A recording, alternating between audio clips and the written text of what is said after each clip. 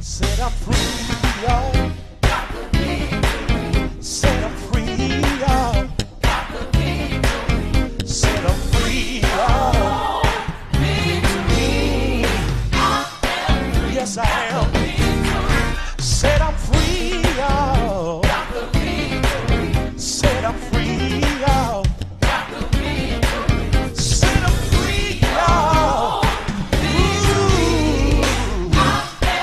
Yes, I am.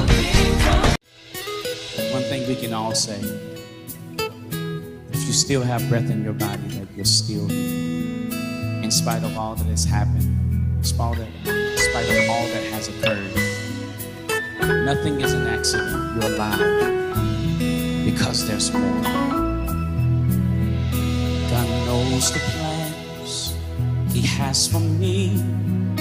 He knows the thoughts He thinks towards me, and nothing is an accident. I'm alive because there's more.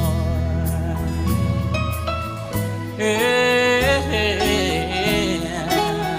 Can we all sing that in one voice? God knows the plan He has for me. He knows the thought He thinks towards me, and nothing is an accident. Yeah. As these words begin to just penetrate the atmosphere, I want you to sing them one more time with us. God knows the plan He has for me. He knows the thoughts He thinks towards me, and nothing is an accident because there's more. Sing, I'm alive. Yeah, I'm alive. Yeah, this is not an accident. Oh, thank you, God, for my life, my health, and my strength. Thank you for preserving me for a time such as this. Yeah, God knows the plan He has for me. He knows the thoughts He thinks towards me, and nothing is an accident because it's more. Yeah, God knows the plan He has for me. He knows the thoughts He thinks towards me, and nothing is. Oh,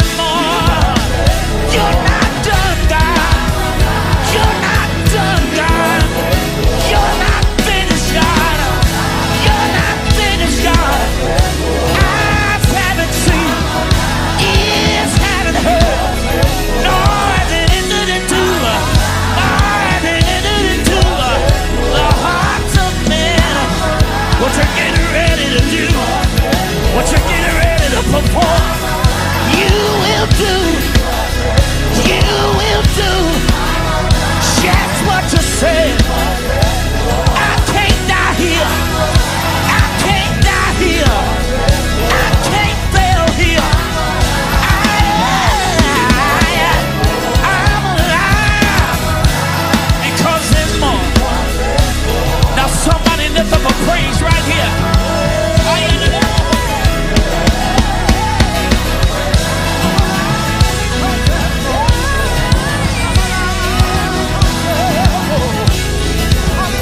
Say I'm alive because there's more. I'm alive. Oh, Jesus. Say I'm alive. Yeah. Say I'm alive because there's more. I'm alive. I'm alive. I'm alive. I'm alive, and this is not an accident. I'm alive because there's more. He didn't let me die. He didn't let me die. Even when I tried, he wouldn't let me die. He wouldn't let me die. And nothing is an accident. Oh, nothing is an accident. Oh, the pain, it hurt, but it wasn't an accident. Oh, the rejection, it hurt, but it wasn't an accident. 'Cause all things work together. It's not an accident. I'm alive, still alive, still alive. Said I'm still alive. Said I'm still alive because there's more.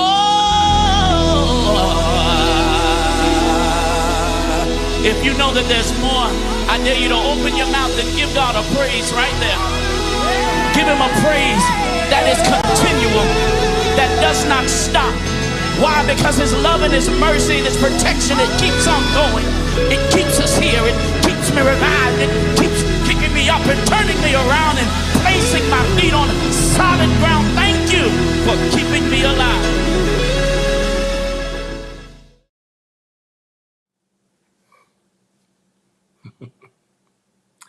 My God, my God, my God.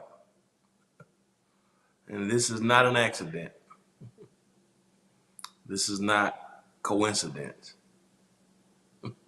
This is not an incident.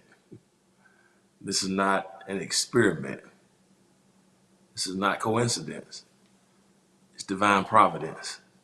That you and I here, we're still alive because there's more. Woo! My God, if that doesn't lift your heart, if that doesn't lift your spirits, to know that we're here because God has more. We're alive because God has more. I don't know how difficult it may feel right now, how tough it may be. And that song does not mean that there won't be any tough moments. That song does not mean that some things won't happen that will try to take you out of here. But the fact that you are a survivor, the fact that I'm a survivor lets us know that God is not finished with us. Yeah, God has more in store. Oh, and our lives in his hands. My God. So I know I can make it. I know I can take it. I know I can stand no matter what comes my way. Your life and my life are in God's hands. To God be the glory. And if you're alive today, let everything that have breath praise ye the Lord. That song, I want to thank Lawrence, worship leader, and our praise team for blessing us. That song just does something to me. My God, and this is not an accident. I'm alive because there's more. Praise the Lord. Praise the Lord. You know, I'm still basking in my birthday celebration. I'm going to celebrate for 30 days. And what a song as I contemplate another year of life and just walked another year of life. What a powerful message. And I want you to be encouraged that life is worth the living. That's more because he lives. And so blessings to you on this Wednesday, July the 6th. I'm so glad to be here with you. So good to see you, Tina Williams from Fort Valley, Georgia, Dr. Ron Lester, Krista Cooper, Fayetteville, North Carolina, Kelly Cordova. Blessings to you, Kelly. Glad to have you on YouTube with us. Everybody who's tuning in today, whether you're watching Apple TV, Roku, Twitch, Amazon, Fire TV, YouTube, Facebook. Jesse Snellings is here from the deck, from Decatur, where it's greater. Blessings to you. Glad to have you here with us. And I want you to drop me a line and let me know the city, state, country from which you're viewing. Blessings to you, Minister Dixon, Cat Braxton from Memphis. Blessings to you. Glad to have you here with us. Listen, I'm alive. You are alive because there's more. My goodness, I hope you're encouraged by that. Man, Lawrence just sings that thing with such power. Celeste Burrow, blessings to you. Felicia Jackson from Lakeland, Florida, blessings to you. Glad to have you here with us on YouTube. Everybody drop me a line. Let me know the city, state, country from which you're viewing. Such a privilege that you're here with us. I'm trying to get myself together, but that's something. I'm still right down that song of Veronica Huff. Blessings to you. I'm trying to get beyond that thing, but that thing got me real good. I'm alive because there's more. Blessings to you. That's right, house folk. There is more. There is more. I don't care what you've been through, how dark it has been. You got to believe that. And that song just, my goodness. Rich Tobler, my friend, wrote that song, and what a powerful song. But the way Lawrence delivers that song, my God. Yes, I'm alive because there's more. That's right, Kat. I love it too. And I hope anybody who's struggling with those possibilities, there's more. That's right, Crystal. I'm alive because there's more. All right, I got to move on beyond that, but I could have stayed there a few more minutes. I could have stayed there a few more minutes. My goodness. And I want you to receive the moreness of the life that Christ brings. He said, I came that you might have life and that you have it more. Teresa Reese, Wonderland, blessings to you. Teresa from the Decatur, blessings to you. Yeah, Jesus, I want you to have it more abundantly. Yeah, I came that you might have life and that you have it more, and there's more. I want you to believe that. All right, I gotta move on beyond that thing that was powerful. To God be the glory of my life because there is more. That I don't know who needed to hear that today, but that's right, Adrian. That's right. He will let me die. He will let me die. Sometimes we can testify. It's not that blessing to you, Sean. It's not that sometimes you've gone through things that made you feel like you were going to die. Some of you've gone through things that made you just want to die. But he won't let you die. He won't let you give up because there's more. There is more. And I hope you get that. I hope you receive that in your spirit on today. All right. Welcome, everybody who's tuned in. I pray that you're blessed and walking in the favor of God. I'm grateful for another day. I'm grateful for life being as well as it is. And I'm glad to see you today. And thank you for tuning in and for dropping us a line and checking in. That's right. It kept me alive. I'm a living testimony. Could have been dead and gone, but the Lord let me live on. I thank the Lord I'm still alive. Yes. To God be the glory. Blessings to you, Dewana from North Carolina. Glad to have you here with us. So appreciative to all of you. Listen, those who are here, I appreciate you. Do me a favor. If you're watching through a platform that will allow you to subscribe, like, comment, share. Thank you, Sister Snellings. If this is your first time watching, just type in the number 1. And that way our family can know I know our family will know that you're watching for the first time and welcome you to our community. But if you're watching through a platform that will allow you to subscribe, to like, to comment, or to share, please go ahead and do that. Go ahead and subscribe, like, comment, share. And that way you can help us get the word out. You help our platform to grow. I'm so excited. Some great things are happening for Hope TV, and we want to grow the platform even more. On this past Friday, we were able to make a huge headway toward the next step for Hope TV, and I'm hoping we have this thing consummated shortly. But a huge deal. It's a big deal. She put number one in. Just welcome Veronica Hull. Would your family on with the family on Facebook welcome Veronica? She typed in number one, not just one, but she typed in number one. But y'all let her know she's welcome. Welcome. Glad to have you here with us. But Friday was a huge deal. And so I want you to subscribe, like, comment, or share. I want you to get on board now because some great things are happening for Hope TV. We're getting ready to take this thing to an entirely different level. Yes, my goodness. I'm talking about a whole nother level. My goodness. And so we made it to the first step on this past Friday. And I got to do a few more things. And the legal people, our attorneys and all of them are working through all the jargon. But it's going to be huge. When I tell you huge, humongous blessing that's coming our way. And I'm thankful. Blessings to you, Lucretia Chapman. Glad to have you with us. So subscribe, like, comment, share to help us get the word out. Hope TV is doing some amazing things.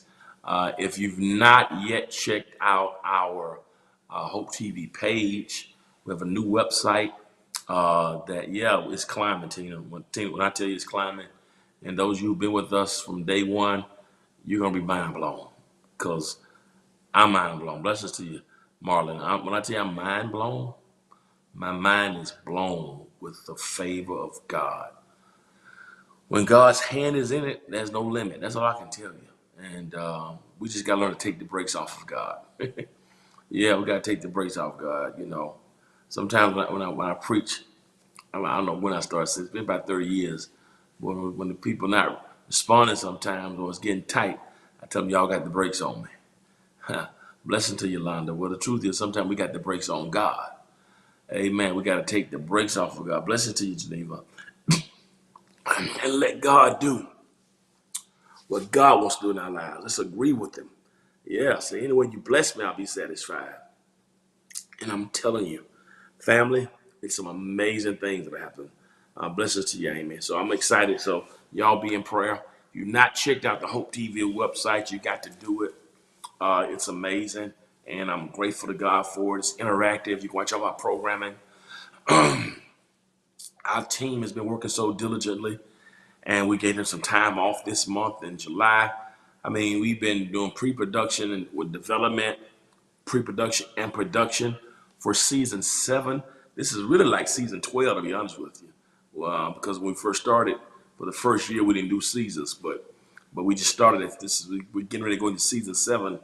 And man, when I tell you, this is going to be the best season we ever had. And hopefully we'll be able to announce the new season with our big announcement for Hope TV. Man, less than 2.5 years, God has done something that I never imagined. Even the idea of this was something that, you know, and I'm a person who's always a man of faith and believe in God, but the idea of this is something that I never even fathomed. That's how big this is. And because of Hope TV, the doors are opening. And so, my God, I'll just take the limits off God. And Ephesians 3:20, now unto him who is able to do exceeding abundantly above all you can ask or think, which means if you can ask it or if you can think it, God can exceed it. So God can do some things that you've been asking or thinking about. God can do over and beyond that. And that's what this is. This is an Ephesians 3:20. I never asked for this, never even thought of this, but it is major. And so I'm excited about it. And so Hope TV, so welcome to you. Thank you. I want to congratulate our team again. 19 Telly Awards they just won, and people from all over the world are taking notice. So shout out to them. All right, let's get into our Bible study lesson. Blessings to you, Gary. Good to see you. Glad you're here with us today on Facebook. I hope all is well with you, Gary. Miss you.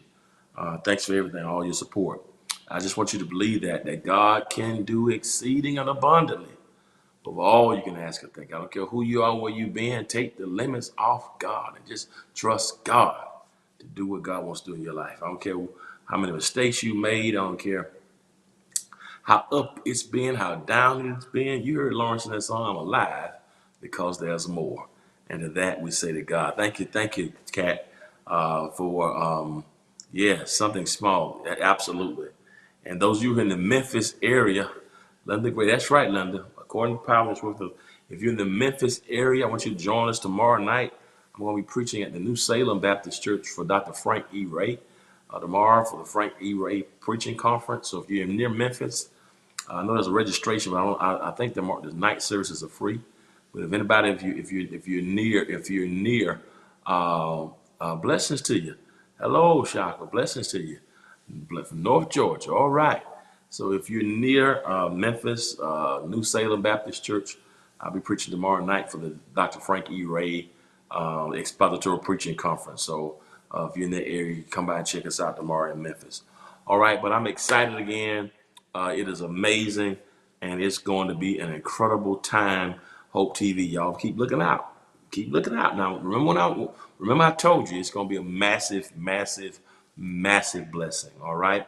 Now, also keep us in prayer. Next week is the Stellar Awards. It's going to be in Atlanta next week, and amazing. And some of you who have known me for a while know I've loved music my whole life. My dad played guitar in my hand when I was 3. Started playing piano at 5, and ended up on drums and bass guitar, choir director, singing, all that good stuff. I started preaching, and when I started preaching, my mentors told me, man, you got to leave. Stop. You can't be no choir director and be a preacher. So I just put music on the back burner, sing in church. But long story short, my mother always wanted me to do it. She passed away. Made a promise I would do it before she died. She passed away. In the pandemic, I said, you know what?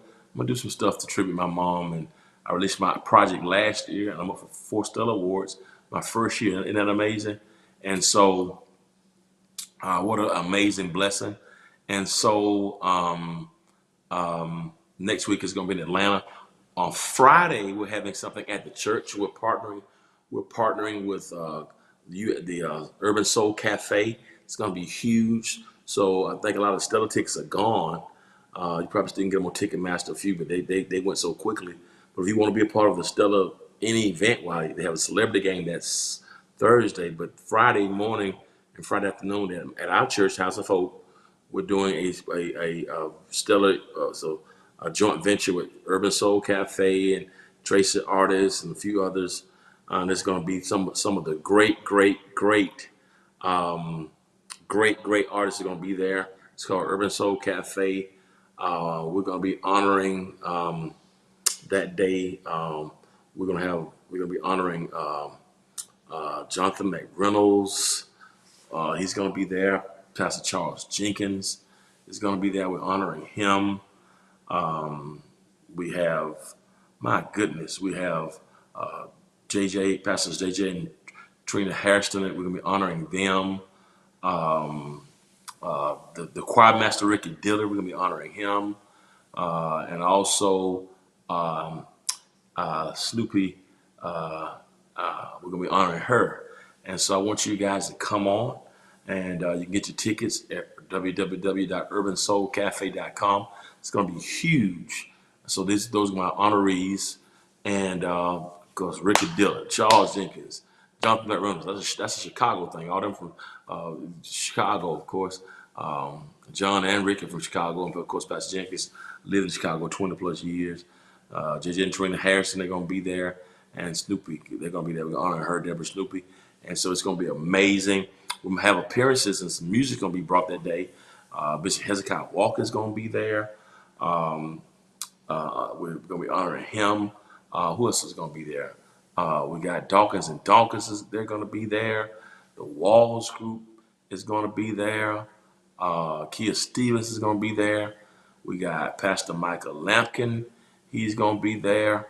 Pastor Courtney Franklin is going to be there. Titus Showers is going to be there. Oh man, we got so many others. It's going to be an amazing event, and they're going to be singing and performing. So y'all make sure y'all come and check it out. It's going to be July 15th, starting at 10, maybe 20. It's going to be there. Got food. It's going to be there. So it's going to be an amazing event. So if you're in town and want to see some great music and be around some great people, July 15th, you can get your tickets, www.urbansoulcafe.com. All right, now let me get to my lesson. All right, I've been working on this lesson this morning, and I'm doing a series this whole month called Corona Love. It's a relationship series. You're right, King. It's a beautiful way to start off the year.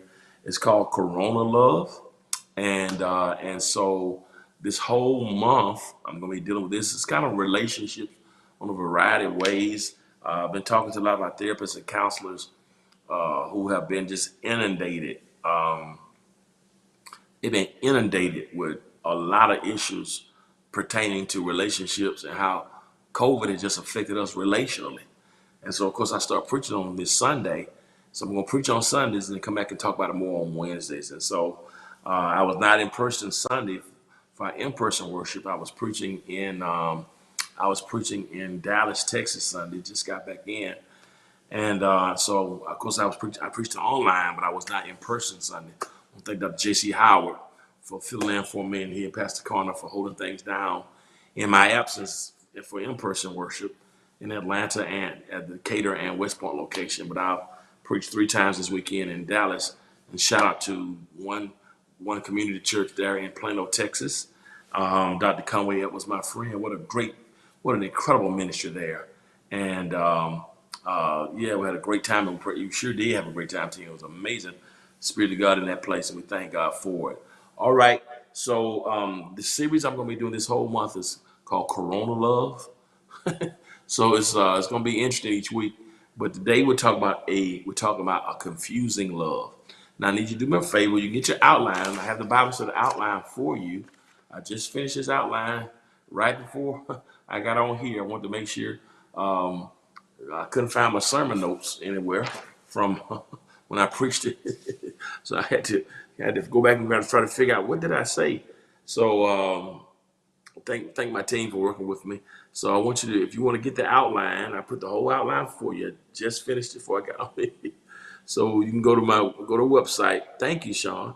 It's the church website, www.hohatl.org,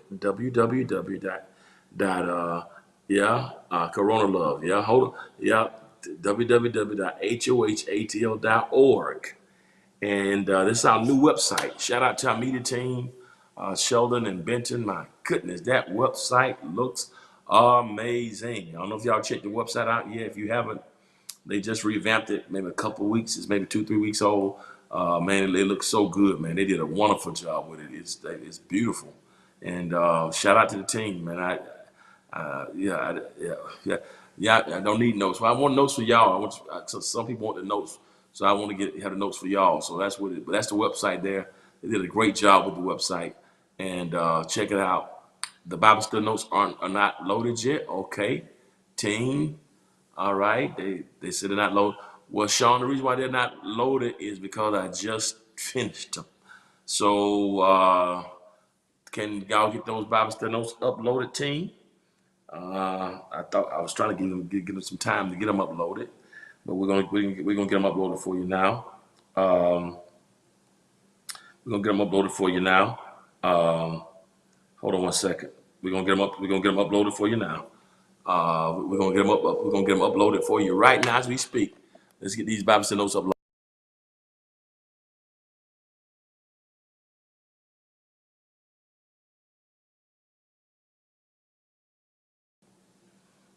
Yeah, so we can get them uploaded. All right, so we're gonna get those notes uploaded for you now, and we're gonna be ready to go. Okay, so let's get these notes uploaded. All right, let's drop some first. All right, great. So to God be the glory. All right, so what we want to do now is we want to get right into it. Hopefully, they'll be up.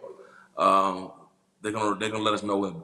She'll let us know, or whoever's producing will let us know when notes are up. All right, so I'll get them up for you before the end of this Bible study. So we're going to put them on screen right now for a second.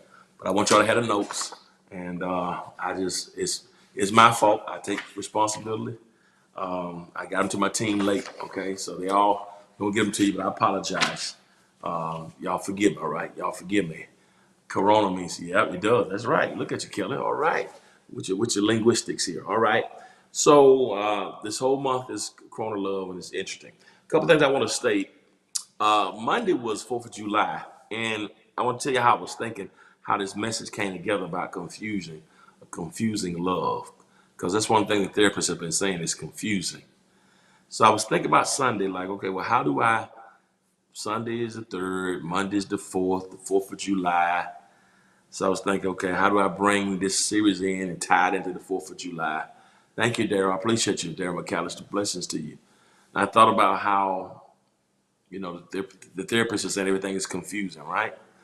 And with coronavirus. And then I said, well, that's for the 3rd. Well, the 4th is confusing for people. This is how I kind of tied it.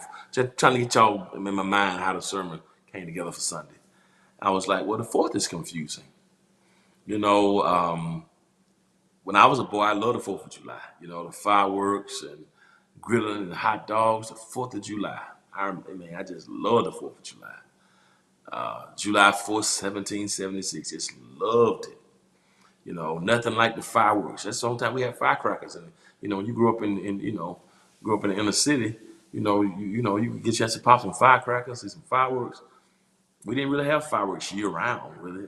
But 4th of July, you had fireworks. So it was exciting, family barbecue, that kind of stuff. But as I got older, when you start thinking about what does the 4th of July mean for people? And then when I got in college, Frederick Douglass, finally found out what he wrote. He had a speech he called "What is the 4th of July to a Slave?" And if you never read that, it's amazing. And Frederick Douglass talks about, how does a slave celebrate Independence Day? Because July 4th, 1776 is when we declared our independence from Great Britain, from the tyranny, etc., right? But Fred Douglass was saying, what you want me to celebrate? How can we celebrate independence when we are enslaved? This is a brilliant speech. What is the 4th of July to a slave?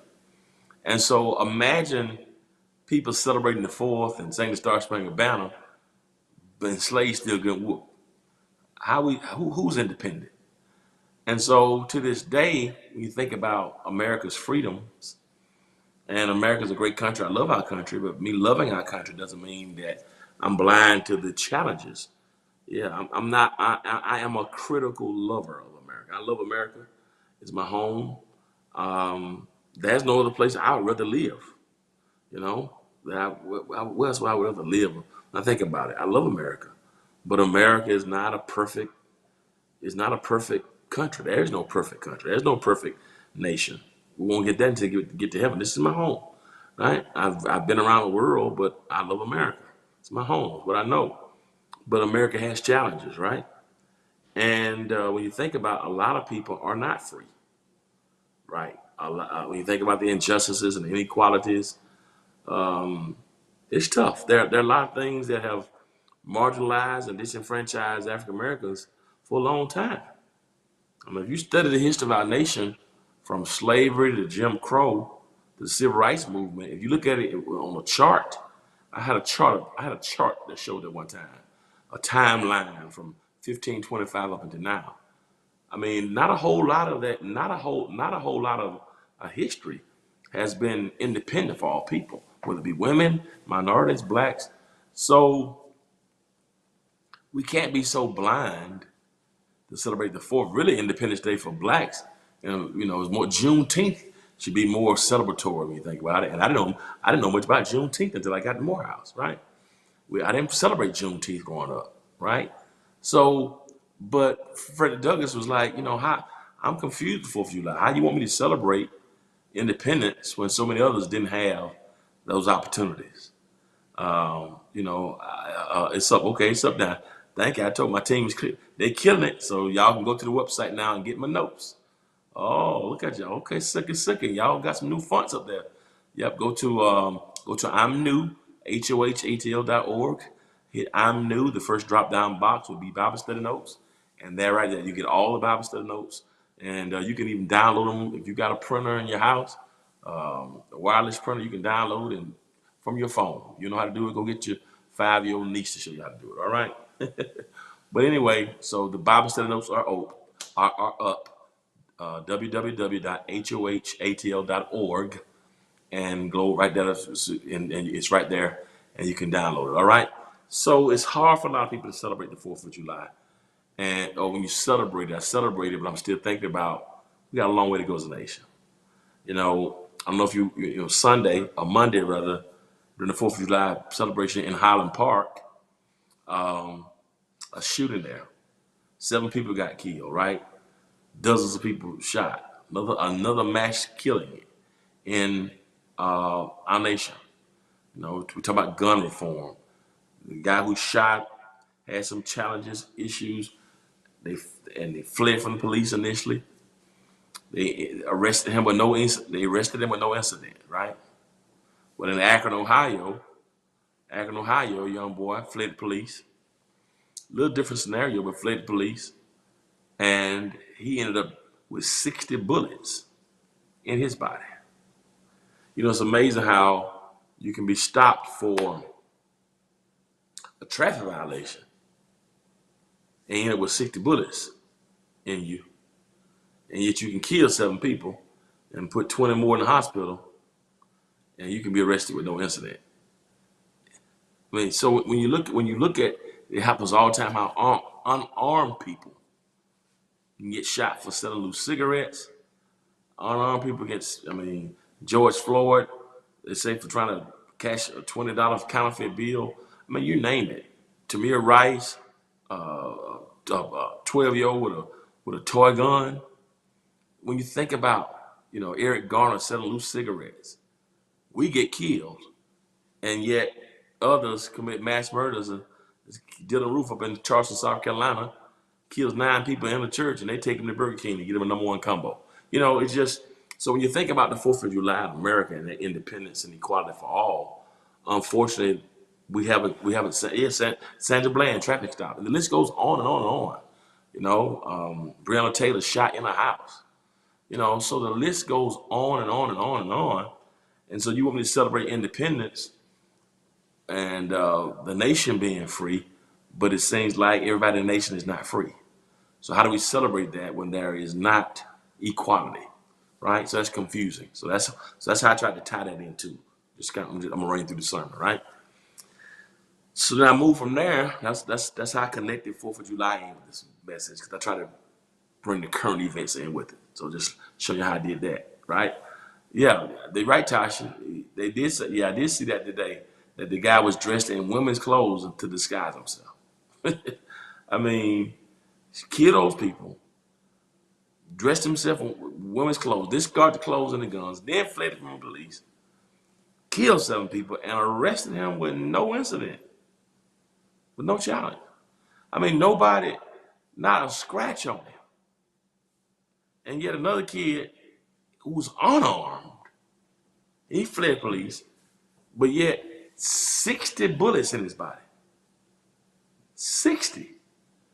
But you want me to celebrate 4th of July. Yeah. So I want you to so this is why it's like, okay, how do we celebrate it? But Freddie Douglass said it, 200 years ago. What is the 4th of July to a slave? What is it to a slave? How do we celebrate the 4th of July when it doesn't? So that's confusing, right? So that's how I opened the message, right? Right. But then I came from that to talk about what I've been talking to with our therapists and counselors and pastors across the nation and social scientists. And what they're saying that this has been a confusing time for people this season relationally. A lot of people have struggled relationally during this time. Just like the 4th of July, do I love it? Do I celebrate it? Do I celebrate it? Some people trying to figure out this whole time, right? it's also caused confusion. Y'all right. Hate is real. Confusing time. So just like the fourth is confusing, social scientists saying this is a confusing time because COVID has caused confusion in relationships. I mean, and we talk about all kinds of relationships, whether it be platonic, romantic, familial, vocational, spiritual, work-related, you name it. It's just, this is a very confusing time, right?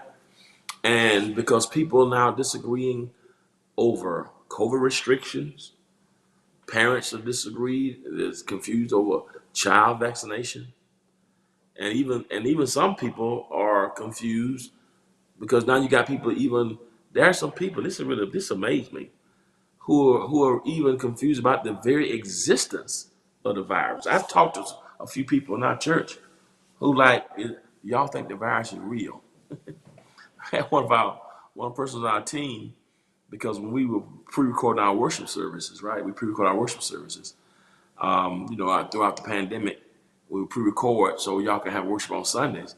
And we come to record because COVID got so bad, I would have the people get tested when we came to record. So I would have the people come in and test us. So that you're gonna sing, you're gonna preach, you're gonna play, you're camera operator, you're gonna feed us, because we'd be there all day long recording. And so I would have them come and test. I bring the company in and test us all to make sure if you're in this room, you good. Because we're not gonna be in here saying, Pastor Smith, we got COVID. So we do tests. And some of my people like, y'all really believe that's COVID? These are African American people like, we get tested for this. Why we paying money to get tested? Pastor, you can say that. I don't believe it. So you got people right now who on Facebook and their cousin told them in the barbershop shop there's no COVID. These are black people. I'm not talking about far fringe right-wing conspiracy theorists. These are black people saying there's no COVID. Don't take COVID. They're gonna put a magnet in you, and the magnet gonna follow you, or something to do with your phone service. All just kinds of, you name it. If you take COVID and get your hair cut, your head gonna fall off. It's all kind of stuff, right? And so a lot of people, it's pushed relationship to the breaking point, according to family law experts and psychologists. All right, next slide, please. Next slide, please. And so there's a UK-based consultant, clinical psychologist, Alex Desacnick. He told NBC that fractures, conflicts, high-level conflicts has caused a relational stress, and in couples they say it's even phenomenally high. You got parents. I got a couple of my buddies, my white brothers, who their parents won't take the vaccine, or they watch Fox News all day long and Joe Rogan, and they're taking all kind of stuff that for dewormers. You name it. So it's caused fractures with parents and children, siblings, but it's also caused more stress even in couples. Relational stress, they say it's at an all-time high. I'm talking to people who saying, I've been in therapy for 20, 30 years, and I've never seen relational stress like this. You're right, Tina, grow extra limbs. You're right.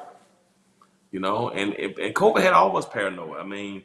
I was on a plane last week, and every time somebody cough, I got a mask on top of the mask on top of the mask. And these folks walking through the airports and ain't mask up. I be like, Lord have mercy.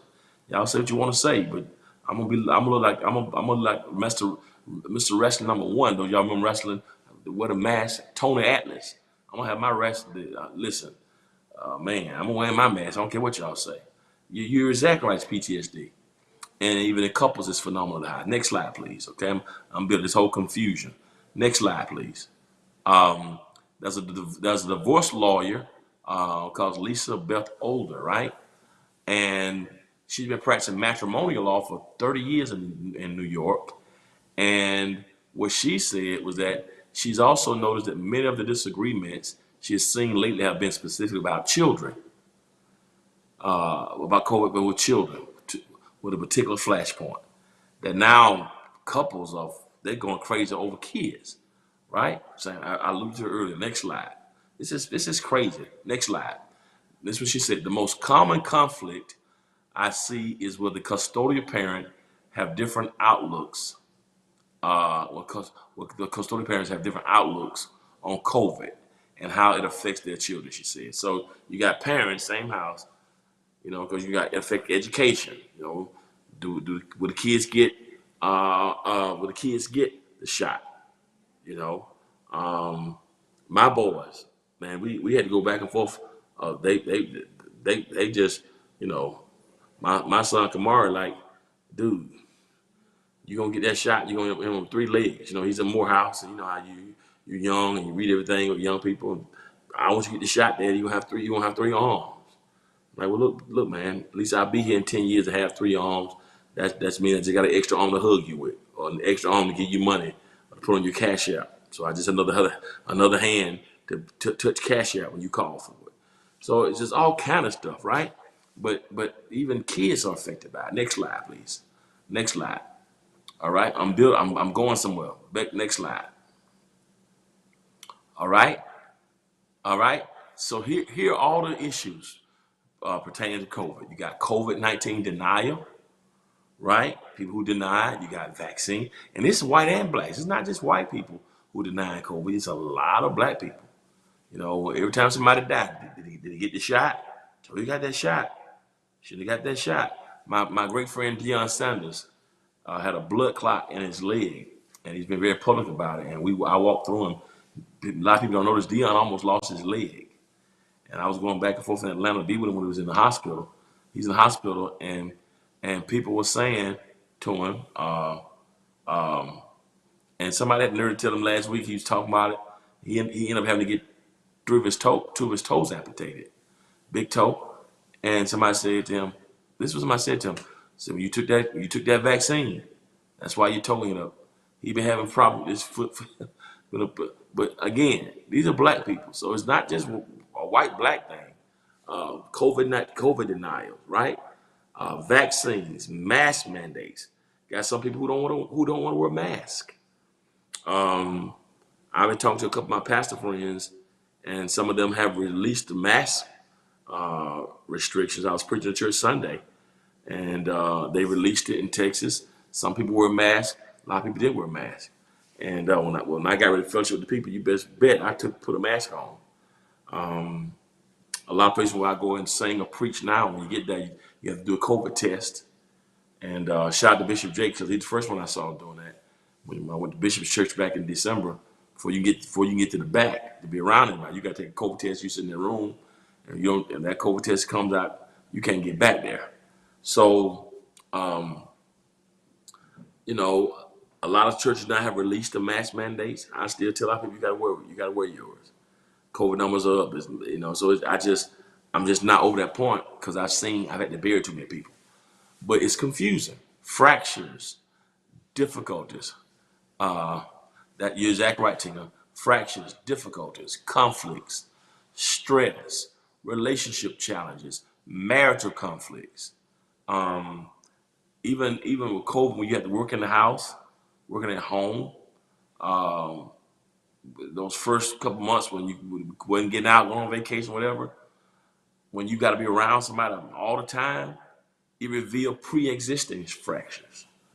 That was a time when you go to work or go to vacation or get out, but when everybody was kind of quarantined, it made it, if you didn't like your spouse or like your family prior to quarantine, COVID made it worse. You can't go out to your girlfriends to dinner, or you couldn't do this. So it just was a horrible time. And it revealed and you're exactly right, Michelle, it's not over yet. People say there aren't as many deaths from it. People are still dying from COVID. Maybe not different strains. It's still out there. So you got pre-existing fractures, right? It's affected relationships, husbands, wives, brothers, sisters, work relationships. Got to work at home, educators. It's just affected everything. Next slide, please. Next slide, please. I'm almost getting to my point. Now, okay, I'll take that out for a second. Now, so when I saw that, all these things happen with COVID. It's okay. 4th of July is confusing. So tell with that. I said, and now all this stuff is happening now with COVID, and it's confusing. Therapists like we don't know what to do. Even government, they're confused. I said, so it's a confusing time. Corona love. How's it affected us in our relationships? I'm just showing y'all my mind how the sermon came together, right? Then I thought about in the Bible, how many other people had relationship struggles when they were in the house, when love seemed confusing. And I went through several passages trying to find the right one, like, because the Holy Spirit putting the sermon together, okay? 4th of July is confusing. That was the intro. COVID has been confusing for relationships, right? So our relationship with the country is confused. I'm just trying. I'm putting my sermon together for y'all so y'all can see how it came together Sunday. So 4th of July is confusing. Love-hate relationship. COVID has been confusing, right? But in the Bible, who else had a confusing type of family dynamic relationship? I went through 4 or 5 different passages and put 4 or 5 different sermons together, right? I looked at different texts. I looked at David, Amnon, Tamar, and I looked at David and his brothers. I looked at Cain and Abel. So I went through all those passages to try to figure out, okay, how do I speak to the times and to the country? And after working through about 4 or 5 texts, the best one I came up with actually was not Adam and Eve, wasn't Cain and Abel, wasn't David, Amnon, Tamar, David and his brothers, Saul. The best one I came up with, or the one that really just came alive to me, it was this story in Luke 15, a familiar story, but I had never looked at it like from this perspective. Okay, let's go to Luke 15, and it's the story of the prodigal son. And what happens in that story in Luke 15, I'm gonna use the Message Bible. You got a father and 2 sons, right? David and Joseph. I looked at several of them and trying to figure out. And I was trying to parallel it to what the therapists were telling me the challenges were, right? But this is the one that really just, man, it came to life. But it wasn't the only one I looked at. And you got a man, 2 sons, an older and younger son. The wife is not there. The wife is not mentioned there. I don't know if she's involved. It was interesting because I said, well, maybe because there is a patriarchal normative in the text in the Bible, patriarchy and male-dominated society. So women would be disregarded. But Luke was different because Luke wrote about women more than anybody else. Matter of fact, he just talked about a woman in the same chapter. So I said it was interesting that this is the only one that didn't mention a woman. Talked about a woman who lost a coin. So Luke knows how to mention women, but the mother here, you don't know anything about the mother here. Just like David's mother. And I always wondered why did he mention the wife? Maybe she's dead. I don't know. But anyway, you just got 3 main people: the father, 2 sons. Well, the custom was that the older son would get his inheritance first. When you read this passage, the older son didn't ask for the inheritance first. The younger son circumvented the normal process of being an heir, went to his dad, give me mine. Right? That's the problem with a lot of these kids. If I was preaching, he has the gimme syndrome, this sense of entitlement. But I'm not getting into that because it's a whole other sermon. His father gives him his inheritance, the younger boy. He goes out and wastes it and rides his living. Just went buck wild. Went so wild that inevitably he ended up working in a hog pen, taking care of hogs, which was the most detestable job that any Jew could have. Hogs, pigs were detestable animals, and there was no way a Jewish boy should have ever been working in the hog pen. That was the most lowly, most filthy of jobs. That's how they saw it in the 1st century. One day he comes to himself, says, I'm out here in the fields. I can go back home to my daddy. Let me just go back home and tell my daddy, I've sinned against you. Make me one of your high servants. So you don't have to let me be Don't even let me be a son. Let me be a servant. Right? So he gets up, goes home. The daddy was waiting for him. Some of you heard this story. The daddy was waiting for him. The daddy greets him with a robe and a ring, throws a party for him while the other son is working. Okay? Now, so while the boys come back home, the daddy's throwing a party for him. Look, here's how we penetrate our text today. Right? Here's the passage we're going to look at. All this time, the older son was out in the field working. So the younger boy's in the house having a party. Who's wasted his living? The one who's been with him is out in the field working. Right? And when the day's work was done, he came in. So he's working. He ain't partying. He's been there with him. And he approaches the house. He hears the music playing and dancing. So he called one of the other servants, the houseboy, and say, "Hey man, what's going on?" And he said, "Hey man, your brother came home and your dad ordered a feast, a barbecue beef. Lord have mercy. To my 4th of July. That's not like that. 4th of July, I had some beef for him." I was trying to make a parallel because he has him home sound and safe. Your daddy threw him a party. All right, next slide, please. Next verse. I'm putting it together for you. The older brother stomped off in an angry sulk and refused to join in. So we're going to stop right there for today. So that's going to be my first point. So let me put it all together for you. So you got a family in the same household, but the COVID-19 of wild living and had separated them, not in the same house. Father, 2 sons, and right now they're not together. You're right here at stake. So they're in the same house, but it's not together. They're in the same house, but they're not on the same page. There's a schism here. There's a problem here. The dad and the younger son are cool, but the older son is not happy. He's angry. It's some tension and some stress, some fractures, some conflicts are going on with this relationship and this relationship dynamic. All right. Now, what is the conflict? And I got four or five things for you. I'm looking for you. The first challenge here is what I'm going to call this unfairness and no consistency.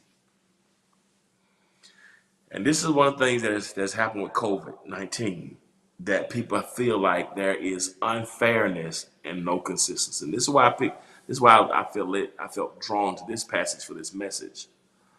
Unfairness and no consistency. Now, what do you mean by that?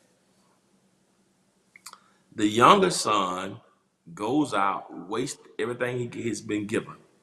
And the King James called it riotous living, and the Message Bible calls it wild living, right? So the younger son, he's been in Skid Row, Mama will call it, right? We got a place back home where I'm from in Macon called Booger Bear Bottom.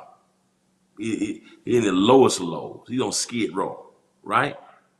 But he comes to himself, comes back home, and the daddy really is the prodigal, because they call it the prodigal son, but it's really the dad is really prodigal, because prodigal means lavish, it means extravagant. And I suggest that the father is really the more lavish. He's extravagant and he's lavish with his love. You're right. That boy, he's definitely was about that life. He thugged out. He went wild. He went buck wild. But now he comes back home. The dad is so excited, throws a party. The oldest boy has a problem. He's angry. Why is he angry? He's angry, number one, because I'm out here working in the field, and this boy got a party with music and barbecue beef, steak. Gary said steak. I'm serving. He got steak. So he feels that there's some inconsistency in his home. And a lot of times what has happened is COVID-19 pointed out the inconsistencies in a lot of us, in a lot of relationships. Like, this is inconsistent. You know what I mean? It's like, if I'm doing all this for you and there's no equity, you got me? And so people are feeling like, okay, this is not fair. because I'm going all out the way to do what I'm supposed to do, and you're not coming and you're not being fair to me. And so that's what is happening. So a lot of times people like, if I'm giving all I can, and yet you don't come back and reciprocate that, that's a feeling of inconsistency.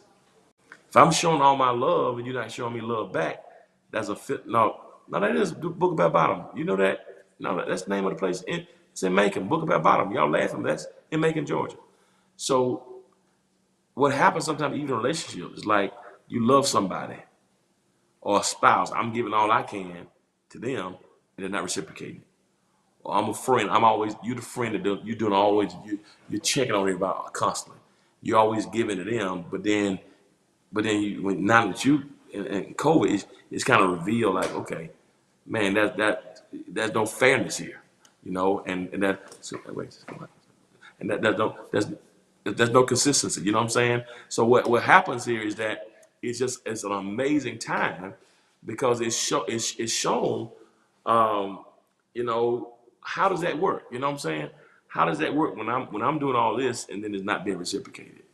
And so what happens is when you got feelings of inconsistency, what happens is when there's no equity, it can make or break whatever you're trying to build. And that's really what has happened. And so many of us right now, even with siblings, if you got parents, you'd be surprised if you got those who have parents, that, that it seems like,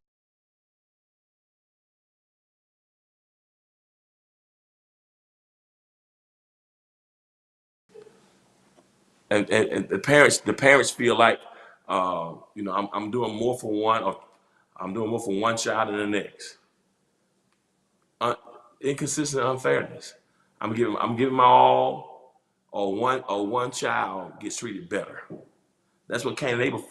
Cain and Abel. I looked at that passage. His parents treated them differently. That one felt Cain was great, the other one wasn't as great. Same thing. Feelings of inconsistency. And so when you think about it and look at it, it's very problematic when there are feelings of inconsistency, and feelings of unfairness. And that's really what's happening. Those feelings of inadequacy, those feelings of inconsistency. When you think about David had 7 brothers. 7 of those brothers are invited to come to the coronation. David's not even invited. So what happens when you've been the one who's rejected, right? Jealousy among siblings. When I talked about Sunday, when I first started dating, y'all remember back in high school when you were dating, and if you bought a girl something for $10, then you want her to buy you. Well, if she buy you, it need to be $10. Don't let me spend $10 for your gift. And they do this in class. They do this in classrooms, right? They do this in classrooms now. Like if you're gonna buy a gift for the 4th graders, make sure it's at least $5, because it's this equity. And sometimes I've seen it. I've seen it over in all kind of relationships. There are some of you right now. It's like you're giving more to your spouse. Secret pact, yeah. You feel like I'm giving more than I'm giving back. And so the oldest son says, wait, I am serving and he's celebrating. Right? I'm out in the field working. He in the house having a good time, and he left. And so feelings of inconsistency can cause issues. Dealing with issues of inequity, right, can make or break relationships. When you feel like you have equity. Do you feel like you have equity? You don't feel like you have equity. It can make or break relationships. And so that's what's really happening.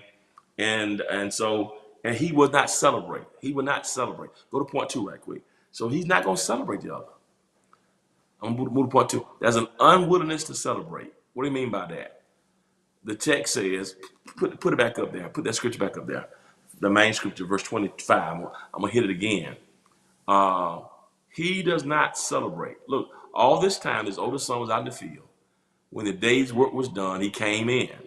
He approached the house. He hears the music and dancing, called over one of the house boys. He asked, what's going on? He said, your brother's come home. Your father's ordered a feast, barbecue beef, because he has come home safe and sound. Man, your dad is throwing this boy a party because he's home safe and sound. The next verse says that the older son was angry. and refused to join in. Stop. He refused to join in. He stood outside. He wouldn't go into the party. Okay? Now put the points back up, point 2. Here's another thing that I think what coronavirus has brought to the forefront when I'm talking to my therapist. The unwillingness to celebrate.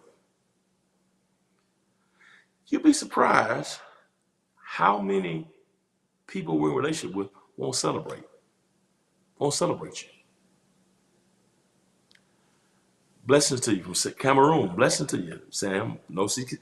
We got our brothers here from Cameroon, from Africa. Blessings to you. Blessings to you. Won't celebrate each other. This brother won't celebrate how many spouses won't celebrate the other? It's the expectation that it's what you're supposed to do. You can see all the stuff that's wrong and point that out, but won't celebrate the stuff that's positive.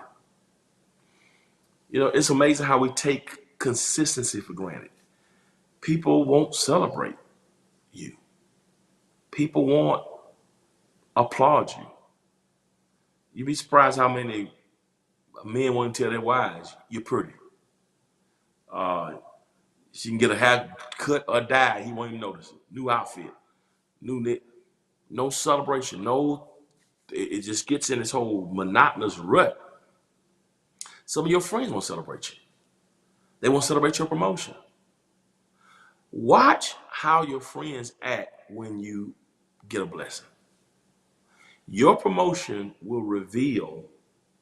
often reveals the authenticity of those people who are around you. You want to know who's really with you? Get blessed. Watch who does not celebrate when something good happens for you. Watch them. Watch their faces. Watch who's really half-hearted. Watch who doesn't bring chips to the party. They don't bring in wings because it's about them. Sometimes people will celebrate you as long as you've been blessed together. But the moment it's time for you to get blessed and you get promotion, you know, they won't celebrate you. You know, just watch it. Just go through it. It proves a whole lot when you can tell those who don't celebrate your success. So the question is, what makes us not celebrate the blessings of those we love? Selfishness and unresolved issues can lead to trauma. So you have to ask yourself the question, why won't he celebrate the return of his brother? His brother's been out there and he's home. Why won't he join the celebration? Watch those people, when somebody says something positive about you, watch the people who always have something negative to say. They always got to put a but on it. Watch it. You know, yeah, he did a good job. Yeah, but in high school, they always got to diminish. There are people who can't just be happy for you. They have to celebrate. Right. Promotion. He feels slighted. He makes it about himself. Everything can't be about you. Right? He really felt like he deserved something that the other one didn't. And I'm thinking, and when you think about this on a real sense, there are a lot of people that in COVID, we don't celebrate. Even parents with their children. You know, sometimes parents can push overachievement so much.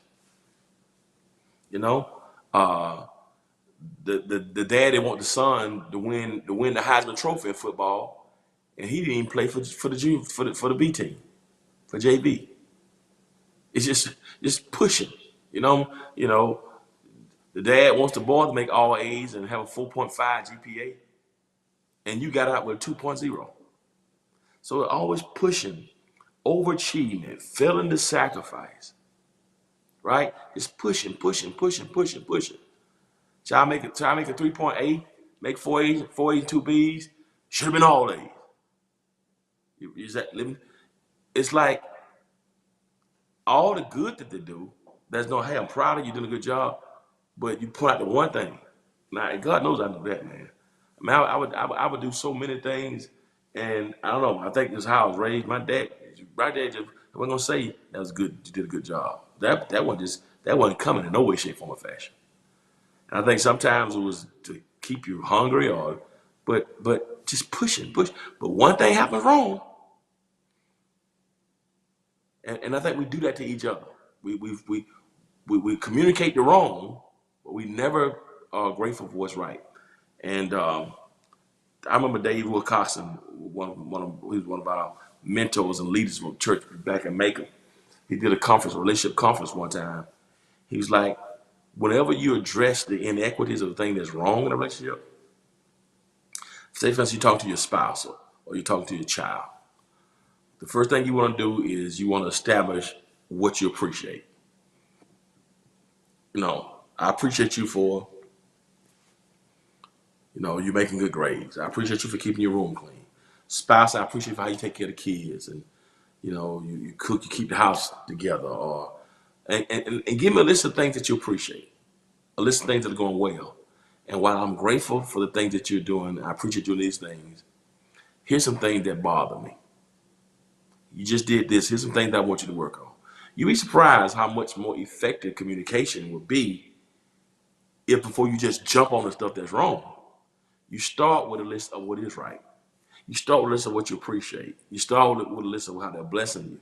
And then you segue. You'll be surprised how much different things will be by taking that route.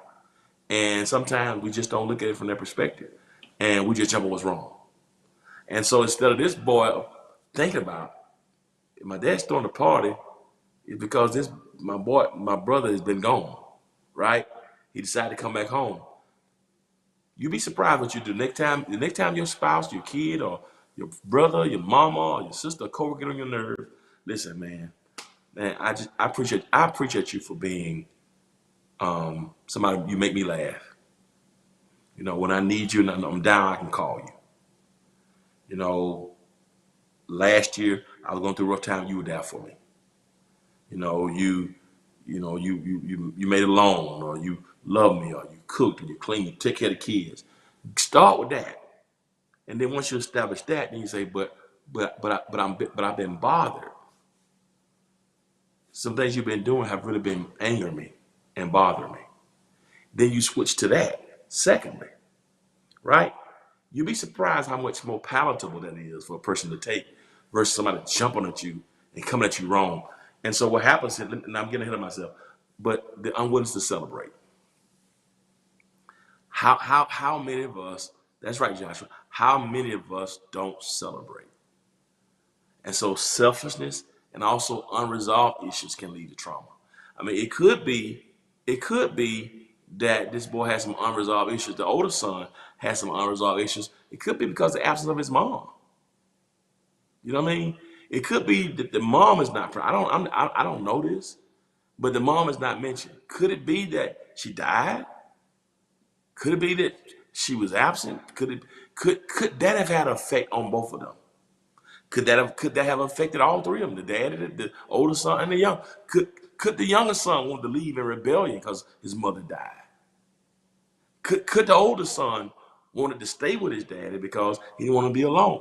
You see, so it could be all kinds of different things and nuances that are happening, and all of them are affected by it, right? All of them are affected by it. Yeah, all of them are affected by it. So, but we got to learn how to celebrate, and we don't do a good job at celebrating each other. Celebrate. There must be and this boy is unwilling to celebrate. He won't even go in. His own part, he won't go into it. And how many of us in our situation won't do it, won't encourage, me, when somebody celebrates me and lets me know, when I feel like I bless somebody's life, man, ain't nothing. I fight a gorilla for them. It's really a word of affirmation. When a person feels appreciated, I don't, you don't have to buy me nothing. Just let me know, man. You let me know I'm appreciated. I don't need money. I don't need clothes. I can get all that myself. You know what I'm saying? Just let me know I'm thankful. I appreciate Man, just that word. You'd be surprised because we all have different ways we show love. But sometimes when we don't just appreciate, celebrate, and too many of us have people in our lives and too many of us in relationships, we want to be celebrated, but we never celebrate others. This boy, and so COVID has brought that out. That's another issue that I was. Let's go to number 3. I'm almost finished. Let me go to point 3. Another problem. Everything I'm giving you, I'm getting this from the therapist, and it's right here in this text. So number 1 was the unfairness, no consistency that COVID has really exposed. Unwilling to celebrate each other. COVID exposed that. Here's another one: unhealthy communication.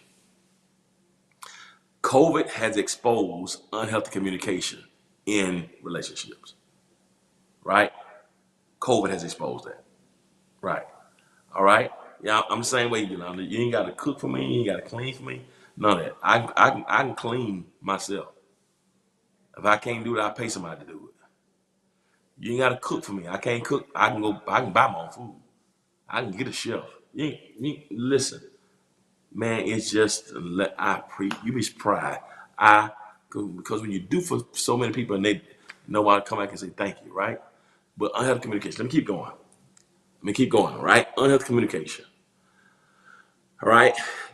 Let me put the text back up here. Put the text back up right quick. Let me show you because it's in the text too. Unhealthy communication. It's in the text. Put the scripture back up there. Check it out now. All this time, his oldest son was out in the field. Right? When the day's work was done, he came in. As he approached the house, he heard the music and dancing. Calling over one of the houseboys, he asked, "What's going on?" He told him, "Your brother came home. Your father has ordered a feast, barbecue beef, 4th of July, because he has him home safe and sound." Next slide, next scripture. Now check it out. That's why I use this version because it's right there. You got to get it. Next, now because you're missing if you're not watching. I want you to see where I got that point from. The older brother stomped off in an angry sulk, refused to go in. That he wouldn't celebrate. Now check this out. Watch it. You'll miss it if you're not careful. His father came out and tried to talk to him, but he wouldn't listen. Y'all see that? But he wouldn't listen. But he wouldn't listen. His father, the older is angry, won't celebrate. The father comes out, tries to talk to him, but he wouldn't listen. Put it back on me. Put the camera back on me for a second. Do you know what the problem is with a lot of us? It's really a 4-word sermon. But she wouldn't listen. Do you know how many things could be resolved? But he wouldn't listen. The challenge with unhealthy communication is, but they wouldn't listen. Do you know how many things can be healed and improved? But they wouldn't listen. I call that the unhealthy communication. Right? How many things can be resolved in your situation? But he wouldn't listen. Now, let me share this with you. Very important. Put point 3 back up there. I'm almost finished. Yep. Here it is. Communication is a key to successful relationships. Communication. If you can't communicate, the inability to communicate means it's not going to work. And what happened with COVID, it put everybody on top of each other. And people got sick of each other. Right? But he wouldn't listen. Right? And I saw something. I was preparing for the message, and it was funny. It said that women have 11,000 words a day, and men have 6,000 words a day. And the challenge is when they go out and work, by 5 o'clock, the man done used 6,000 of his. And the woman has used 6,000 of hers. But when they got home, she still got 5,000 She got 5,000 more. Now that's just what I saw when I was preparing for the message. I mentioned that Sunday. I thought it was funny, but it was a real quote. But which means his words are gone. So she still want to talk. He ain't got nothing to say. So right there is a natural disconnect because they got more words. They're gonna be more expressive, and we don't say much. So we got a natural disconnect, right? But the inability to listen destroys relationships. Just because somebody's talking don't mean that's communication. Just because you yelling and screaming don't mean that's communication. Just because you huffing and puffing and cussing don't mean that's communication. Well, what is communication? Communication, listen, I love this. Communication is the sending, receiving, and confirming of the message. It is the sending, receiving, and confirming. See, here was sometimes you say, I told him.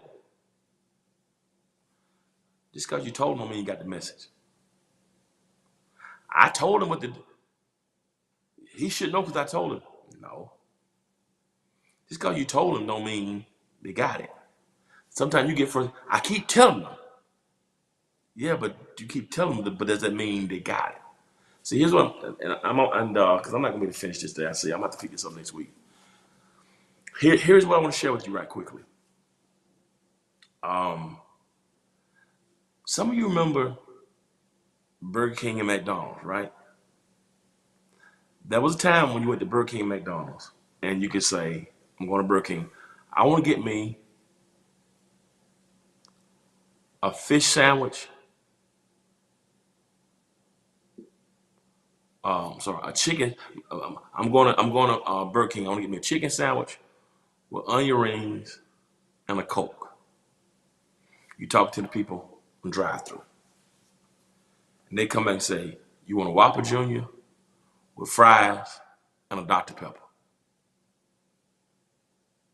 Right? What that means right there is that you sent the message, but that wasn't receiving the message. You wanted a chicken sandwich, onion rings, and a Coke. Right? They heard Whopper Jr., fries, and Dr. Pepper. So you get around and get your order, and you pay the money back in the day, right? And you go home or drive off, look in your bag, and you got a Whopper Jr., fries, and Dr. Pepper, when your mouth was set for a chicken sandwich, onion rings, and a Coke. That was the sending of the message, but not the receiving of the message. And now you frustrated and you cussing because I told them. That wasn't communication. But now what they have, when you go to most of them now, you go and place your order. They have an LED screen out there. And when you place the order, they put that on the screen. A lot of them do that now. A lot of restaurants, they put the screen up and you can see what you ordered on the screen for you to confirm it.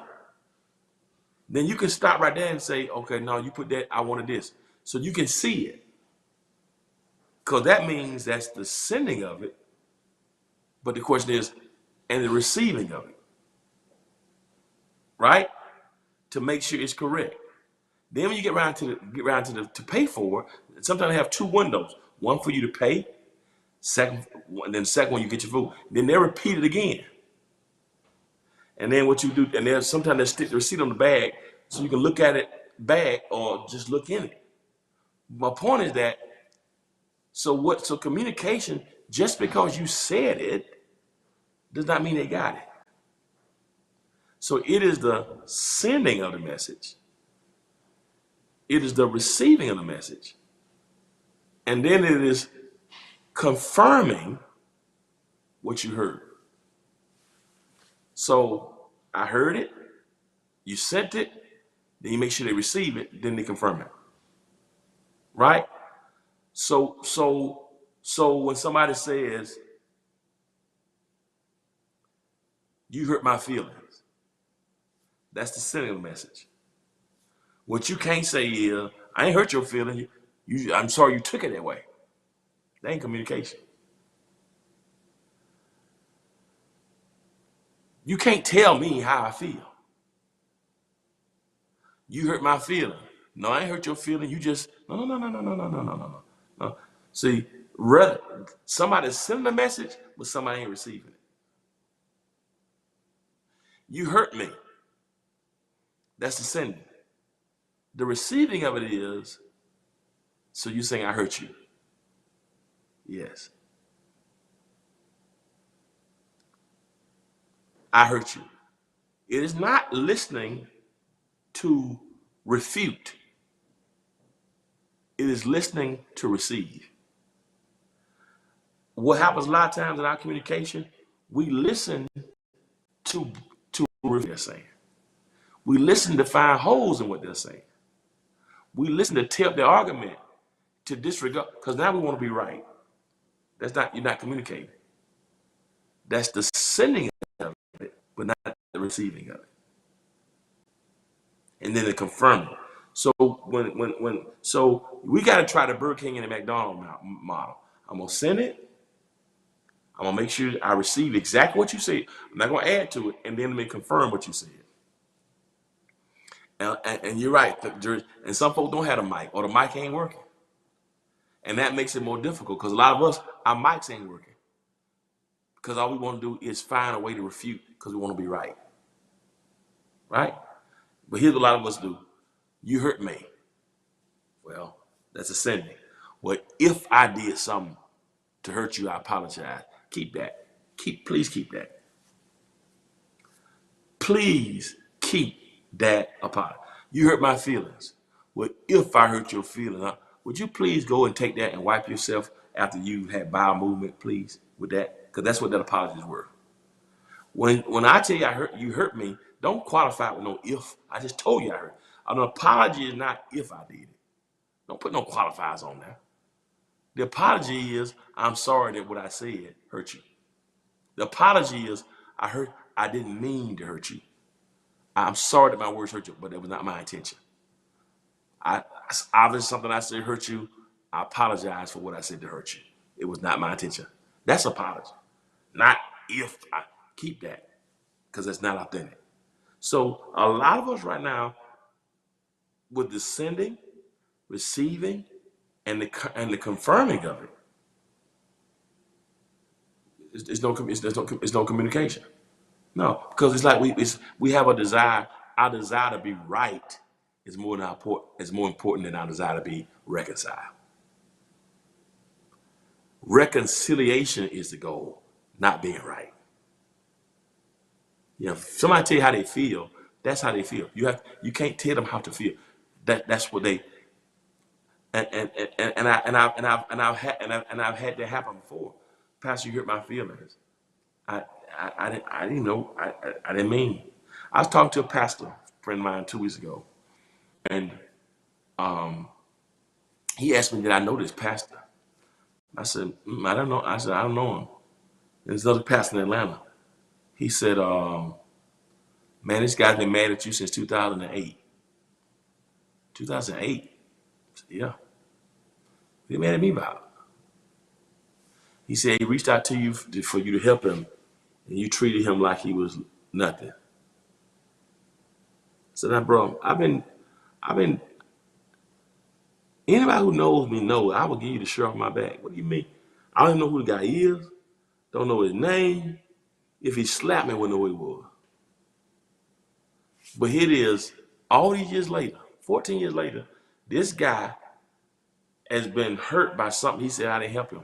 And I don't remember. Nothing. He said you could have been a friend to him, and I spent my whole life helping pastors. So he been holding. So we got other issues. I said, but why not come tell me, man, you hurt me? I don't know when. I have no idea. No idea. But what happens is, you see what I'm saying? Is what happens. And so my point is if you're not sending the message, receiving the message, and confirming the message, there's no way you get it right. Put the points back up there right quick on that. Put that points back up. I'm gonna stop because I'm not gonna be able to finish this. So listen, what COVID has revealed is unhealthy communication. Communication is a key to successful relationships, right? The inability to listen destroys. If the guy told me I hurt his feelings, I would say, man, tell me when. What did I do? Because I don't even remember. And if I did that, I would apologize. Man, I have no problem. But I don't know, but I can't fix something you won't tell me. Communication is the sending, receiving, and confirming of a message. We should listen to understand and not respond or refute. So the problem with this text is that the prodigal refused to listen. He wouldn't listen. Yeah, it's 14 years. And if he'd come to me and said, man, I'd have squashed that a long time ago to do the dinner, whatever. I don't even remember. Tell me where I was. What happened? Maybe something was on my mind. Maybe it was when my granddad had just died. Maybe it was my grandma, my grandparents. I don't know what you're talking about. But if you don't, maybe my little brother had just died. I have no idea. But if you don't share, there's a problem. Exactly. You want sympathy. Yeah, and you're angry about something. I don't know. Right? So you should listen to understand and not respond or refute. So that brother came to me and said, you hurt me. I came to you for help. I was a pastor and you didn't help me. I would say, tell me when did this happen? What was I? What did I say? Who introduced us? Where we at? What did I do? What did I say? Brother, I don't even remember this. Or brother, you say I did that. It doesn't sound like something I would do. I don't know what's on my mind. But since you say I did that to you, brother, I don't even recall it. But since you say I did that, let me apologize for my actions. Because it was not my intent. I don't remember none of that. But fix it. Can I offer you my sincere apology? Because you've been carrying this for this long. Obviously, I did something. And while that doesn't sound like me, anybody who knows me knows that's not my normal actions. I can introduce you to people who know. I can introduce you to people who know me. That's not how I normally operate. But if that's how I operated in that situation for you, then I offer you my sincere apologies. How can I make amends? Can we go to lunch? I'm not going to tell you it didn't happen. You say I hurt you. I don't remember that happening. But if you've been carrying this 14 years, obviously something. Let me make it right. So I wouldn't be listening to respond or refute him. I want to listen because I want reconciliation. I want to make it right. I want the situation to be right versus me being right. And what happens in that text is the older son refuses having a conversation. All right. I got two more things. I'm gonna let you go. All right. I'm gonna finish this. All right. Because I got so much next week too. All right. Unhappiness and no compassion. All right. So that he's unhappy, he has no compassion. What are reasons for his unhappiness? What are the reasons for his unhappiness? Why is he unhappy? Right? What are the reasons for his unhappiness? Why? Why is he unhappy? Right? Why is he unhappy? He's unhappy, right? What are the reasons for his unhappiness? That's the question. He's unhappy because the father's done something for him, right? For the brother that he didn't do for him. So he's unhappy with it, right? And so that's the issue. He's unhappy, right? He's unhappy. And so that's the issue. All right? So he has no compassion, no sympathy, no empathy. What do you have? The question I want to ask you is, why doesn't he have sympathy or empathy for his brother? He has no compassion. He's unhappy, no compassion. Why? His pride, his feelings were hurt. He wanted it to be about him. Well, let me not get ahead of myself. Put the scripture back up there. I'm almost finished. Y'all. Y'all give me 5 minutes. Put the scripture. He said, your father ought to feast barbecue beef because he has him home safe and sound. Next slide. The older brother stumped off in an angry sulk and refused to join in. His father came out, tried to talk to him, but he wouldn't listen. Now it says, the son said, look how many years I stayed here serving you, never giving you one moment of grief. But have you ever thrown a party for me and my friends? Then this son of yours, who has thrown away all your money on whores, shows up and you go all out with a feast. Whew. Deep. Go back, please. One slide. I got to unpack that. He wouldn't listen. Now he tells the truth. Look, many years I stayed home here serving you, never giving you one moment of grief, but you've never thrown a party for me and my friends. So that's jealousy there. There's a bit of insecurity there. He's the oldest. I really want to feel like, and I don't know this is me just trying to unpack this. I feel like this has been there all the time. I really feel like he's been angry with his daddy since the young one left. I really feel like he's been mad with his brother since he left because it was supposed to be him to get his to leave first. I don't think this just happened with this. I think the party triggered what had been there. Now the text don't say that, but this is just me psychoanalyzing this text. He been holding this in for a moment. Because I don't believe this one moment, I think it was a trigger. Because he was supposed to got his first. So he's broke. You throw him a party. You ain't throwing me one for me and my friends. Then look what it says, that then this son of yours, now he refused to even call this boy a brother. That's why I don't believe this just happened. I believe he was holding this in.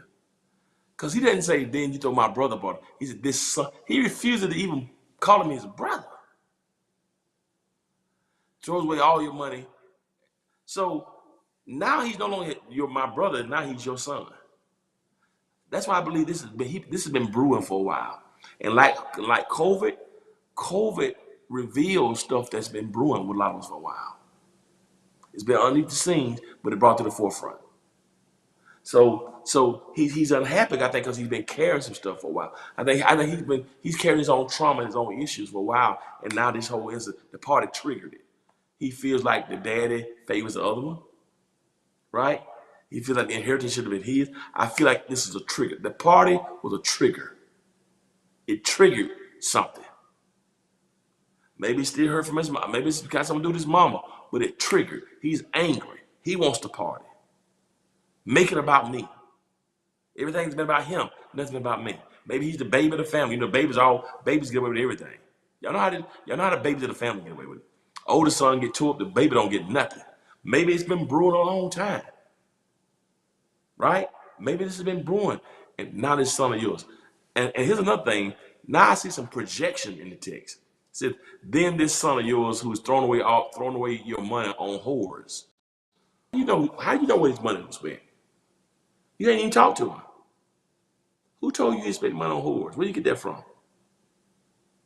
He spent all your money on whores. How do you know that? To me, that could be projection.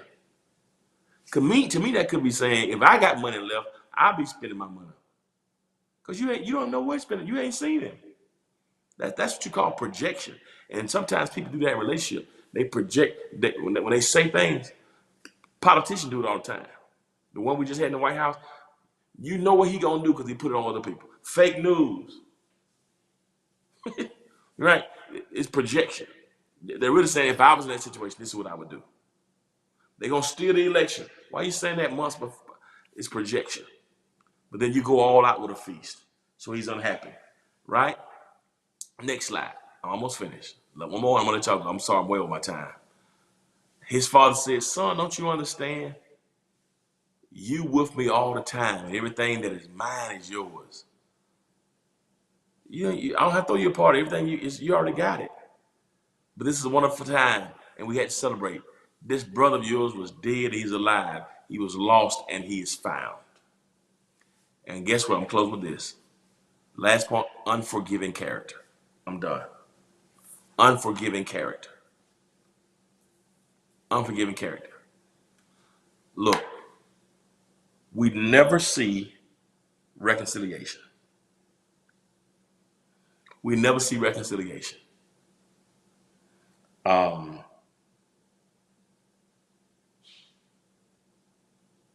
We never see him going to party. Unforgiving attitudes are death nails in relationships. We never see reconciliation. Here's my question. Does he think did the younger brother owe the older brother forgiveness? Or an apology, really? That should be apology. Do you think the younger brother owed the older brother an apology? Can you change that for me? Did the younger brother owe the older brother an apology? That's what that point should say. Y'all forgive me. Did the younger brother owe the older brother an apology? Yeah, an apology. An apology. Did the younger brother owe the older brother an apology? I was thinking about that. Did he? Did the younger brother sin against the older brother? It's really against the daddy. If he apologized, would that make it better? Would that make it better?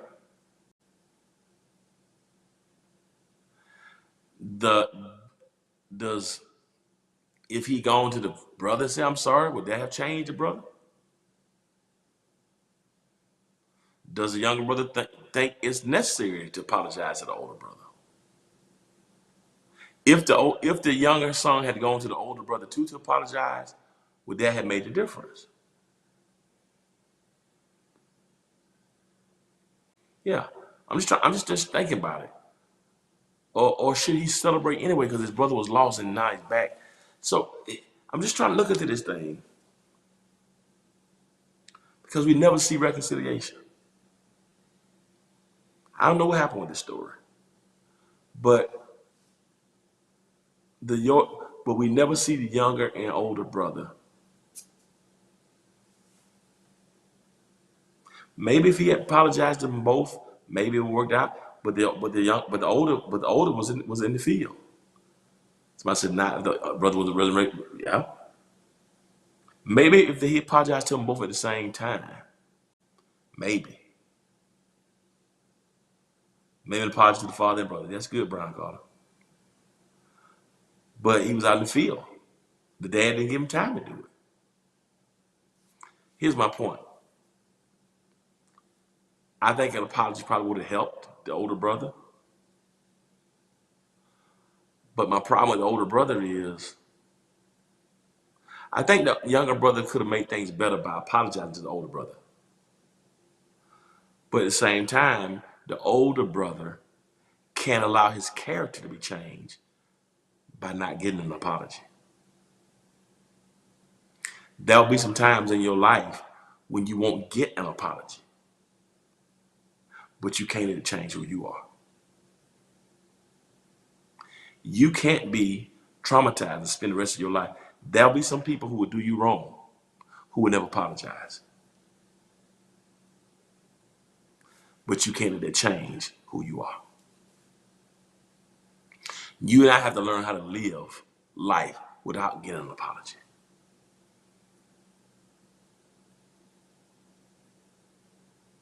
You and I will have to learn how to move on and have a heart that's still right and pure, even when you have not received an apology.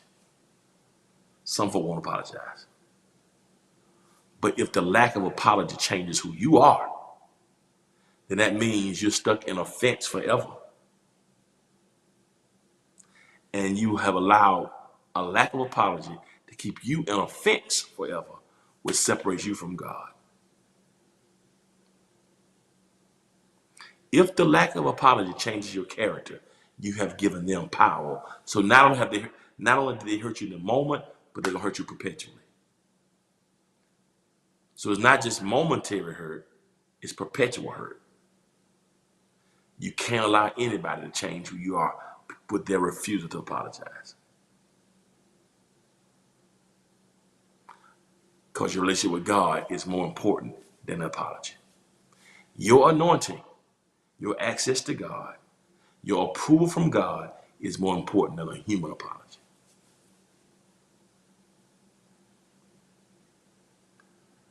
But what if it's a parent or a grandparent that caused a hurt? Nobody can hurt you like your parents. Nobody can hurt you like your family. If I told you some of the stuff I've gone through in my life, it would make you cry. But there are no conditions on it. You and I have to learn to release the hurt. You and I have to learn how to release the pain. You can release the person without reinstating the position. Triggers can't hurt.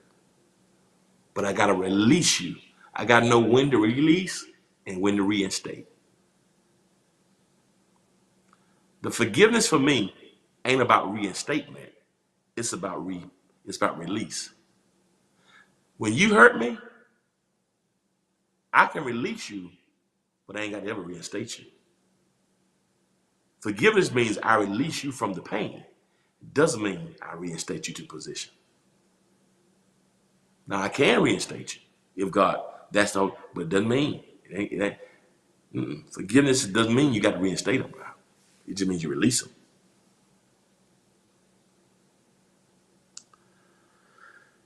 So this is the confusing love. Yeah. Nothing can hurt a daughter more than a daddy. A daddy's hurt, mama's issues. Some of us have mama's issues and some of us have daddy issues. That sometimes is passed on generationally. But what I appreciate about the father is he's trying to make it right. And I want to believe that eventually the daddy got through to him. But at least the dad is not, forget you, I don't care what you're saying. Let me get a father credit for trying to reconcile. When somebody hurts you, you release them from the pain. But it doesn't mean you have to reinstate the position. I release you from the pain, but it's not reinstatement of position, not necessarily reinstatement of position. Yeah. Well, I hope you're blessed. I got to close now.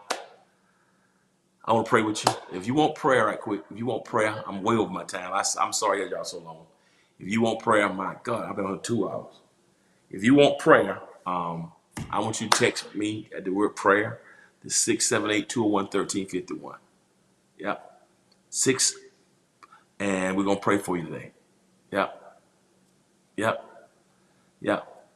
You can text prayer, because some of you got to release some stuff. Some of you got to release some stuff, but also some of you need to be one to make the first step towards reconciliation. You know what I'm going to do today? I got an idea. I want y'all to pray for me. Y'all know what I'm going to do? I just got convicted. My friend told me about this pastor. I found this about last week, 2 weeks ago, who I supposed to hurt 2008, right? I'm going to ask my friend, would he give me permission to reach out to this pastor to apologize? And I cannot teach this and me not. I'm going to ask my friend, is it okay for me to reach out to this guy to apologize? To tell him what you told me and try to make it right. I'm going to do that today. That's my homework. My mentor, Dr. Matt King Carter, says every good lesson should leave you with some homework. Since I know this guy has said he's been hurt 14, I don't know who he is, never seen, don't remember seeing nothing. But since I know this is what I did, according to him, today, when I get off this life, listen, I'm gonna call my friend and ask him, will you give me permission? Will you put me together with this guy so I can call him to apologize? I'm gonna do it today. I'll let y'all know how I come out next week. I'm gonna do it today. Y'all pray for me, because I don't even remember. I don't even remember none of this. But I'm gonna do it. I'm gonna do it. Because I can't tell y'all to do it, and I don't do it. And I'm convicted by it. So some of us need to release. Some of us need to be daddy and go try to have a conversation. Yeah. If I remember, I would have told y'all, yeah, I said this, y'all, then I would tell you. But I'm gonna do it today. As soon as I get off this line, I'm gonna call my friend and ask him, can you connect it? I'm gonna try it. I'll let y'all know how to turn out next week. But some of us need to release, because here's the thing about us. We love to talk about when we were hurt. Oh, they hurt me, I gotta release them. But how many folks have you heard? Who do you need to reach out to? Some of us need to reach, some of us need to release, some of us need to reach out to reconcile. You know, some of you ain't always the innocent one who always hurting you. Come on, cut the foolishness now. And I'm so sick of sermons about haters. No. It ain't always that people hurt you. Some of you are doing some hurting. Some of us are doing some hurting. So let's just cut the BS now. So some things we need to release.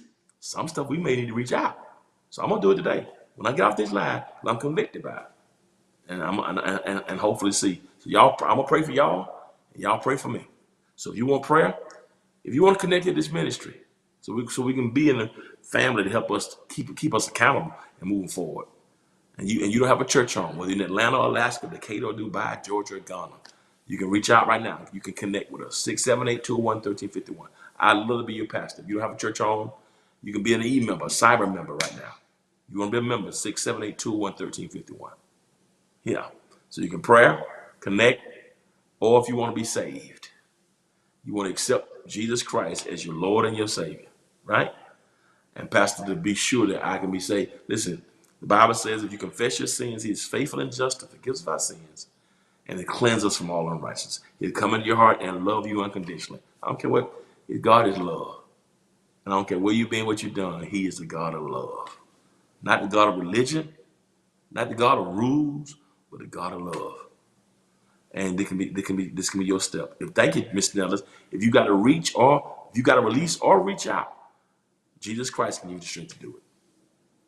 Right? Jesus gives you strength to do it. All right. One last thing. If you want to be a blessing and so to give, we only ask for offerings on Sundays and Wednesdays. You want to give. You've been blessed by the ministry and you want to give. You can give today through text to give, 678-201-1351. HOHAT for tithe, HOHO for offering, HOHAGF, God First is our building program. You give through Cash App. You blessed today. This was a sermon therapy session. You can give Cash App, HOHATL, right? You can give through the website, our new website. Click the giving links on the website, follow the prompts accordingly. So text, give, Cash App, website, and lastly, you can give through the P.O. Box. Our P.O. Box is P.O. Box 361-499, Decatur, Georgia, 30036. Again, P.O. Box 361-499, Decatur, Georgia, 30036. A couple things I want to run by you again now. Communication is this sending of the message, the receiving of the message, and confirming the message. So just because you said it don't mean stop. I told him. Don't mean that ain't communication. That's wrong. I told him. Just because you told him don't mean you communicate. Stop telling him. I told him. That's the problem. Your tone off. Your spirit foul. I told him. I keep telling him the same. That's not how you want to do that. You want to told him. I want to communicate. Let's communicate. Sending a message, receiving of that said message, and then confirming that was a message that was sent. Remember the McDonald's model, right? Apologies. We talked about that. Projection. Stop putting on others that was in you. And remember forgiveness, releasing from the position, releasing from the pain, not necessarily reinstating the position. I can release you without reinstating you. Just because I forgive you, I mean I gotta trust you again. You can release the person from the pain, but that doesn't necessarily mean reinstate them to the same position. All right, I love you. Hope you were blessed. I'm sorry I preached an hour and 20 minutes. I had you on an hour and 40 minutes almost. But hope you got the message. Hope y'all got the message. Tune in Sunday. It's gonna be a great message Sunday. Y'all gonna be blessed. So this whole month, we're talking about Corona love, relationships, all types. So y'all check it out. Y'all pray for my phone call today, because I want to try to make things right with this dude. I feel convicted, and I'm gonna do it today. Y'all pray for me. I pray for y'all, and y'all take care. Love y'all. And as always, remember this: if you'll be good to God, God will be good to you. Till next time, peace. Love y'all.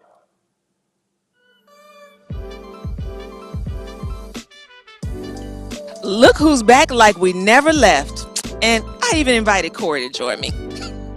Crystal, you don't got to do that. I'm always here for the people, even though you're not. So we know a lot of y'all are firing up the grill in preparation for tomorrow, but today the focus is on Jesus.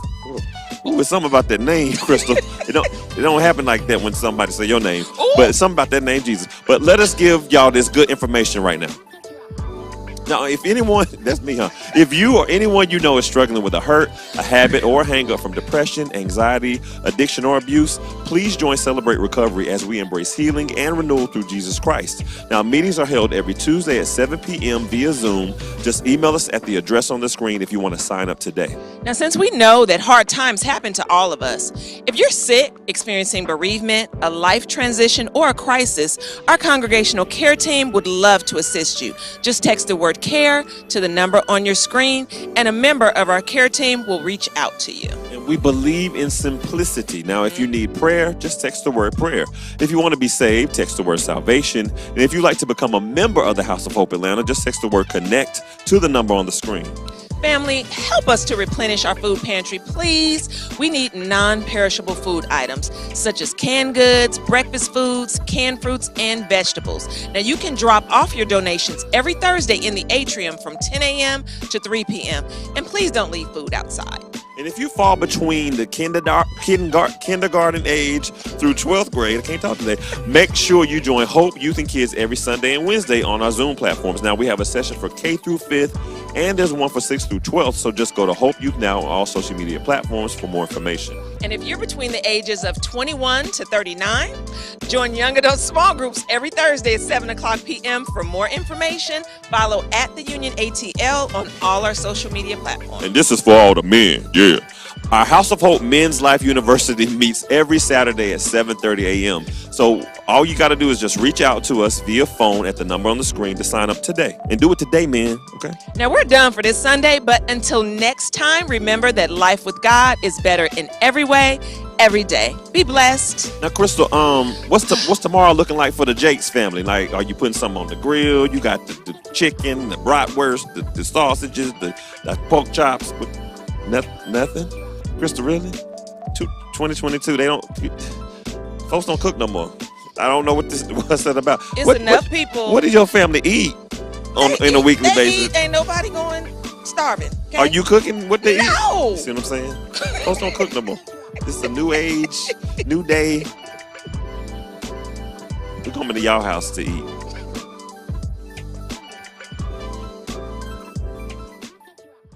Set up free, y'all. Set up free, y'all. Set up free, y'all. Yes, I am. Set up free, y'all. Set up free, y'all. Set up free, y'all. Yes, I am.